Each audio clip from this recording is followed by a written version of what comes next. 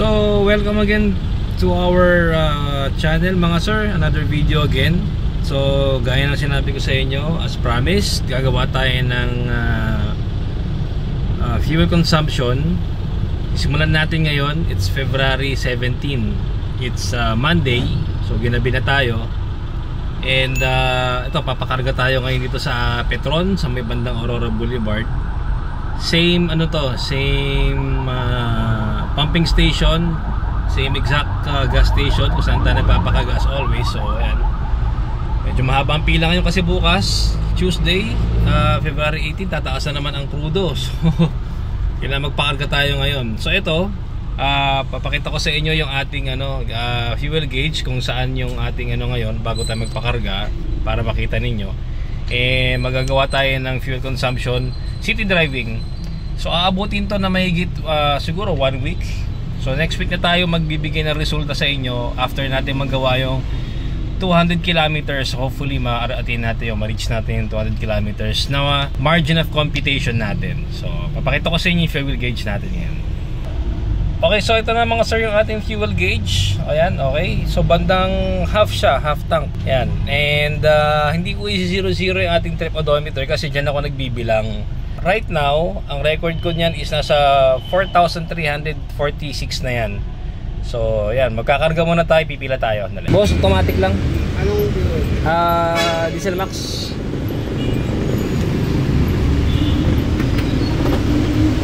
Pero boss, Okay. Diesel Max. Okay, so rate ng ating diesel ngayon is 55.85. Ayan o. Okay. So, ayan. Tayo natin ma-full tank yan. Ilang liters sa abutin yan. Nakita nyo naman, naka-half tank tayo na nag-refill. So, hopefully by next week, Monday na rin, check natin. Okay. Okay na yan, boss. So, 35.11 liters ang ating kinarga. Full tank. Automatic lang.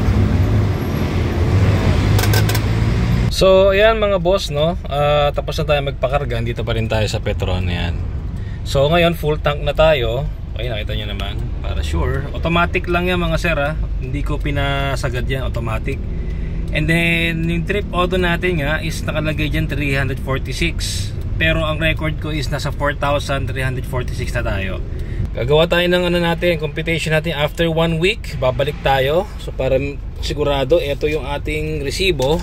Okay. 4,346 ang naka-record natin doon sa trip auto natin. And then yan. Date is 2/17/2025. Time check 7:19 ng gabi. So by next week, papakarga ulit tayo, same gasoline station, same pumping station, para makita natin kung ano yung fuel consumption nitong ating Starex using city driving. Okay, so yan. Okay, so mga sir, for today's update regarding dun sa ating fuel consumption, today is February 21, 2025. So nakapagtala na tayo ng mahigit 100 kilometers dun sa ating fuel consumption. Ang target natin is 200. So gusto ko lang i-update na today is Friday. So para ma-confirm, okay, ito, ayan ang time. Ayan, time and date. Okay, last time yung ating record is naka 346 something yata. Ito, 346 yung mark natin.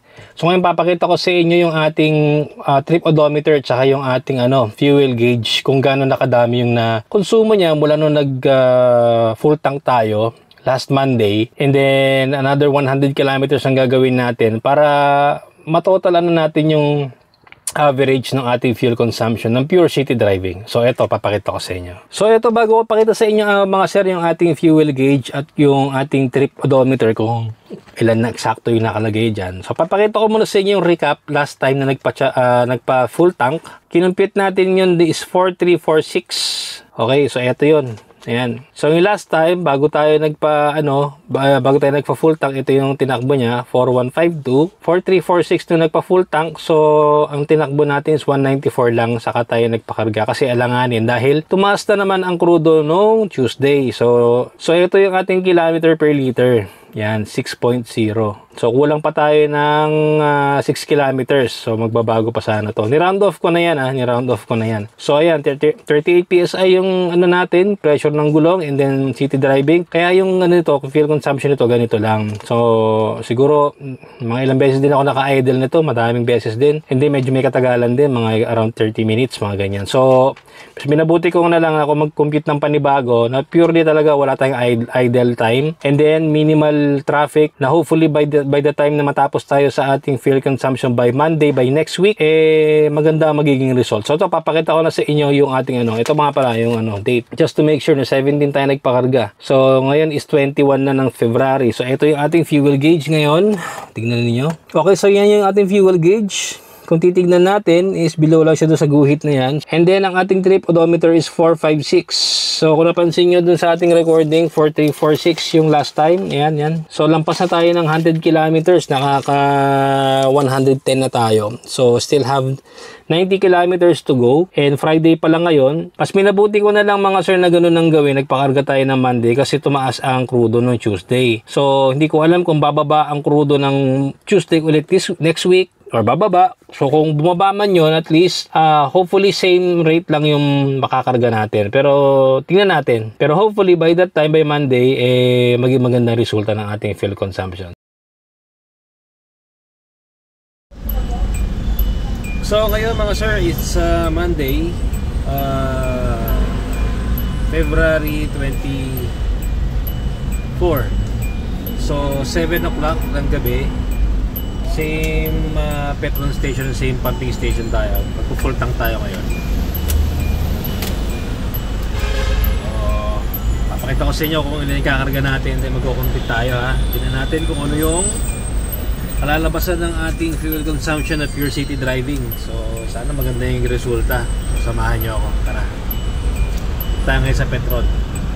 Okay, so ito na yung ating trip odometer, nasa 540. So ayan yung ating fuel gauge, kalahati nagamit natin for the whole week na ginamit natin siya. So ito, para tayo boss, automatic lang, diesel max. Okay, so kung makikita nyo ang rate ng diesel ngayon is 56.65. Kasi tataas na naman ito bukas February 25, tataas sa 70 centavos. So ayan okay, 56.65. So same pumping station, same sa lugar saan tayo nagpakarga nung last time. So hindi ko i-reveal muna sa inyo yung ilan yung kinarga para at least hindi nyo malalaman kung ano yung computation natin. So price na lang mamaya sa bahay. Importante makita nyo yung proseso na ginagawa natin. Sana makatulong ito doon sa mga may ganitong buwan na luma. Gusto nyo i-check yung fuel consumption. Okay, nag-automatic na siya. Okay na kuya. So hindi ko re-reveal kung ilan liters yung kinarga ni kuya. So yun. Ayan na, full tank na tayo. Automatic lang yun mga sir. Again, yung ating trip odometer is 540. Okay, so ito na yung ating ito na, papakita ko sa inyo mamaya. Sabay tayo magko-compute mga sir. Tara, let's go. Okay, medyo madilim. Nandito tayo sa loob. So ayoko kasing pagpabukas to dahil yung computation nito, gusto ko mabigay sa inyo yung ating ginawang fuel consumption ng pure city driving the whole week. So bago ko ibigay yung resulta, gusto ko lang sabihin sa inyo mga sir na yung ating fuel consumption ko, ano man ang magiging resulta nito, justifiable naman kasi yung age ng ating sasakyan, yung condition niya, hindi ko naman pwedeng sabihin na very tip-top shape siya. Okay? So meron akong may mga PMS ito na mga nakapending at kailangan ko na rin i-address anytime soon, pero hindi lahat sabay-sabay kasi medyo magastos yun. So unti-unti lang. And also yung sa ruta na ginagawa ko everyday, yun na yung pinakamaiksi na ruta na alam ko na less ang traffic, but syempre natatraffic pa rin tayo because yung sundo ko kasi o yung aking oras ng biyahe sa umaga is talagang rush hour. Ganun din sa hapon, rush hour din. So consider natin yung traffic, stop and go, automatic transmission, sasakyan natin medyo may kabigatan. So yung mga ganung factors. So anyway, eto na yung ating computation. So papakita ko sa inyo yung screenshot nung last time na nagpakarga tayo dun sa Petron. Same pumping station and same dun sa station sa Aurora Boulevard. So ito yung computation natin nung nakaraan. Okay, papakita ko sa inyo. City driving din yon, pero mas gusto ko mas gusto ko pa mag-compute ng mas maganda pa kasi may mga maraming idle time yung time na yon eh. So, yung last time na pakarga tayo ng ating Starex ito is around 4346 yung sa trip distance natin. Bakit naging 4346? Kasi every time na nagsi-0-0 siya, re-reset yung kanyang trip odometer, kina-count ko yun as 1,000 kilometers. Kasi doon ko ginagawa yung pagbibilang nung ating whole trip para sa total ng trip distance na ginawa ng sasakyan natin para sa schedule ng kanyang periodic maintenance o yung kanyang PMS. Okay? Kaya naging 4346. So, naging 4,346. Pinaka time ng aking change oil as much as possible is advisable. After 6 months or naka 5,000 kilometers ka na, whichever comes first, kailangan mo na magpa-PMS. Ang gamit kong oil nga pala is yung lagi kong ginagamit, yung Top 1 SDO na semi-synthetic. Yan, medyo pwede pang tumagal sila around 6,000 pero syempre ayoko nang patagalin ng sobra naman kasi may fina-follow akong schedule tsaka syempre yung maintenance na iba gusto kong ma-address din eh. Kaya kailangan i-follow ko yung schedule na sinet ko para sa sarili ko para sa maintenance. So yun. And yun nga, 4346 yung last time tayo nagbiyahe. Ang total nun, din nagpakarga tayo ng full tank, automatic. Ang resulta nun ngayon, eto na. So, ito yung resibo. Ayan, ito yung resibo niya. Yung bago ngayon to. So, nakita nyo doon sa trip distance natin, ang nakalagay is 540. So, again, it's 4540, 4,540. So, ibig sabihin, nagdagan siya kasi the whole week ba naman tayong araw-araw natin ginamit ng sasakyan. So, isang beses lang tayong nagpahinga, Sunday, kahapon. Ito na yung total ngayon. So, 4540. Okay, ayan, makita nyo naman yung computation. Minus 4346 sa last week na nagpakarga tayo, nagpa-full tank tayo. And then ang result nun is 194 kilometers. Same din doon sa computation kong last time na na full tank ko. And hindi ko na papakita sa inyo kasi parehas lang naman ang resulta eh. Yung kilometers 194. So more or less yung 194 na achieve natin yung 200 kilometers from the last time. So, ang pinagbabasihan na natin dito is yung ilang liters pa yung nakonsumo nung ating sasakyan na to from the last time na nag-full tank tayo. So, eto na. I-reveal ko na sa inyo. So, 194. At ang ating liters na kinarga kanina, okay, umabot siya ng 33.14.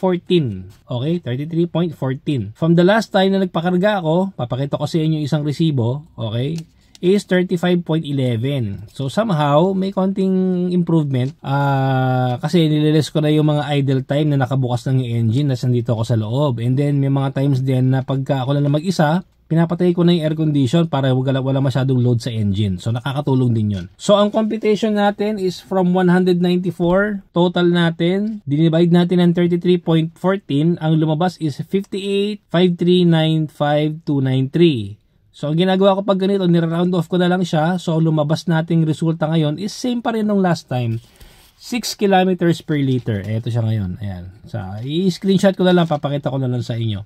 So, again, 38 PSI, lahat ng gulong natin. Talagang inaano ko yan, nire-record ko yan. Kasama yan sa ating computation. And pure city driving. Wala tong halong side trip na mga tipong punta tayo ng expressway o lumabas tayo ng Metro Manila. Walang ganun. Talagang pure city driving siya. Yan na yung aking fuel consumption ng pure city driving. Itong ating Hyundai Starex na 2002 model. So sa tingin niyo mga sir, okay ba siya? Sa palagay niyo acceptable pa ba para sa inyo yung kanyang fuel consumption? Well, para sa akin personally, yes. Kasi considering matanda ng yung ating sasakyan, yung engine naman nito, fina-follow ko naman yung periodic maintenance schedule, pero I cannot really say na 100% nasa tip-top shape siya or 100% perfect siya. Siyempre, matanda na yung sakyan natin, araw-araw natin ginagamit yan, may mga possibility na may mga sira siya na hindi natin minsan malalaman agad-agad, hindi natin chine-check. So, meron na akong mga kailangang gawin sa kanya after natin siyang iparehistro ngayon. And then change oil na naman ako. So after ng change oil ko by March, magbibilang na naman tayo ng 6 months para alam mo yun, ganoon lang, continuous lang yung ating routine na ganoon.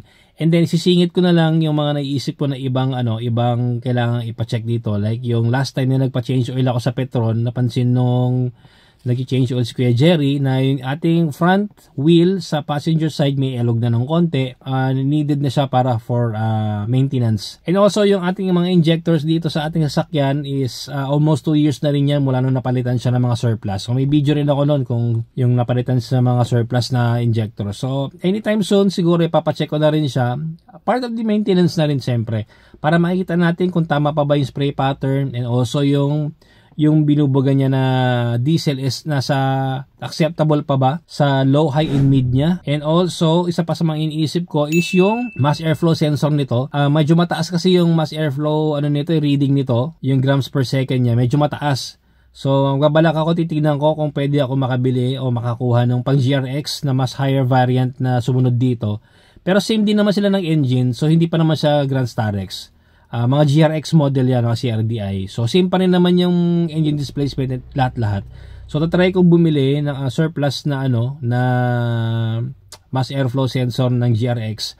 Kukumpara ko kung ano mas magandang reading kasi magiging maganda rin yung natin fuel consumption natin kung medyo mas mababa ang reading ng mass airflow, kasi yung mass airflow sensor na yan is combination of air and fuel mixture. So kung mas mataas yung air mixture o yung air na pumapasok sa engine, gano'n din ang gagawin ng ECU, sasabayan niya yon para produce siya ng equal mixture para sa engine ng fuel. So mataas. Pag mataas ang airflow ratio, mataas din yung kailangan i-supply na fuel. So isa rin sa mga factors yun. Pero anyway, ayun lang naman is yung aking iniisip na mga bagay na kailangan ko na i-follow up regarding sa maintenance ng ating sasakyan. So ayan, gaya na sinabi ko sa inyo mga sir, yung ating fuel consumption na to is pure city driving, walang halong any side trip na mga expressway, mga ganyan, o kahit medyo may kalayo ang biyahe, walang ganon, pure city driving lahat yan. So kung nagustuhan niyo ating video ngayon mga sir, huwag niyo kakalimutang i-subscribe yung ating channel, o so huwag mo rin kakalimutan i-like, share, at mag-comment ka down below. Huwag mo na rin kakalimutan i-click yung notification bell para pa nag-upload ako ng video sa aking YouTube channel. Also updated ka rin. And again, stay safe and I will see you on my next video mga sir, and peace out.